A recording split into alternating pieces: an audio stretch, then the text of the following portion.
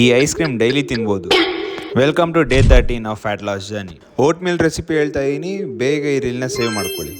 Recipe ತುಂಬ simple. 40 gram oats, 200 ml milk, ರುಚಿಗೆ ತಕ್ಕಷ್ಟು sunflower seeds, pumpkin seeds, flax seeds. ಲಾಸ್ಟಲ್ಲಿ 3 ರಿಂದ 4 ಡೇಟ್ಸ್ನ ಕಟ್ ಮಾಡಿ ಹಾಕೊಂಡ್ರೆ ಮುಗೀತು. ಇದನ್ನ ಓವರ್ ನೈಟ್ ಫ್ರಿಜ್ಜಲ್ಲಿ ಸೋಕ್ ಮಾಡಿ ಬೆಳಗ್ಗೆ ತೆಗೆದ್ರೆ healthy vote mill ready. Try ಮಾಡಿ ಹೆಂಗಿತ್ತು ಅಂತ ಹೇಳಿ. ಚೆನ್ನಾಗಿದ್ರೆ ಓಕೆ, ಚೆನ್ನಾಗಿಲ್ಲ ಅಂದರೆ ಬೈಬೇಡಿ. ನಾನೇ ಯೂಟ್ಯೂಬ್ ನೋಡಿ ಕಲ್ತಿದ್ದೆ ಅದಕ್ಕೆ. ಸೊ ಬ್ರೇಕ್ಫಾಸ್ಟ್ ಮುಗಿಸ್ಕೊಂಡು ಸೀದಾ ಆಫೀಸ್ ಕಡೆ ಹೊರಟೆ. ಕೆಲ್ಸಕ್ಕೆ ಹೋದ್ರೆ ಟೈಮ್ ಹೋಗೋದೇ ಗೊತ್ತಾಗಲ್ಲ. ಕೆಲಸ ಇರಲ್ಲ ಅಂತಲ್ಲ, ಕೆಲಸ ಮಾಡ್ತಾ ಮಾಡ್ತಾ ಟೈಮ್ ನೋಡೋಕ್ಕಾಗಲ್ಲ ಅಂತ. ಅದಕ್ಕೆ 2 ಗಂಟೆಗೆ ತಿನ್ಬೇಕಾದ್ರೆ ಊಟ 4 ಗಂಟೆಗೆ ತಿಂತಾ ಇದ್ದೀನಿ. ಊಟ ತಿಂದು ರಿಮೈನಿಂಗ್ ವರ್ಕ್ನೆಲ್ಲ ಮುಗಿಸಿ ಸೀದಾ ಮನೆ ಕಡೆ ಹೊರಟೆ. ಜಿಮ್ಮಲ್ಲಿ ಇವತ್ತು ಬ್ಯಾಕ್ ಮತ್ತೆ ಟ್ರೈಸೆಪ್. ಅದಕ್ಕೆ ಜಿಮ್ಗೆ ಹೋಗೋಕ್ಕೂ ಮುಂಚೆ 10 ml ಎಲ್ಕಾರ್ನೆಟಿನ ತೊಗೊಂಡು ಸೀದಾ ಜಿಮ್ ಕಡೆ ಹೊರಟೆ. ನಿಜ ಹೇಳ್ತೀನಿ, 6 ಮಂತ್ಸ್ ಗ್ಯಾಪ್ ಆಗಿ ಬಾಡಿ ಫ್ಯಾಟ್ ಇನ್ಕ್ರೀಸ್ ಆಗಿನೂ ನಾನು 6 ಮಂತ್ಸ್ ಬ್ಯಾಕ್ ಎಷ್ಟು ಇಂಟೆನ್ಸಾಗಿ ವರ್ಕೌಟ್ ಮಾಡ್ತಿದ್ನೋ ಅಷ್ಟೇ ಇಂಟೆನ್ಸಾಗಿ ಇವಾಗ ವೆಯ್ಟ್ ಲಿಫ್ಟಿಂಗ್ ಮಾಡ್ತಾಯಿದ್ದೀನಿ. ಅಂದರೆ ಎಲ್ಕಾರ್ನೆಟಿನ್ ತುಂಬ ಹೆಲ್ಪ್ ಮಾಡಿದೆ.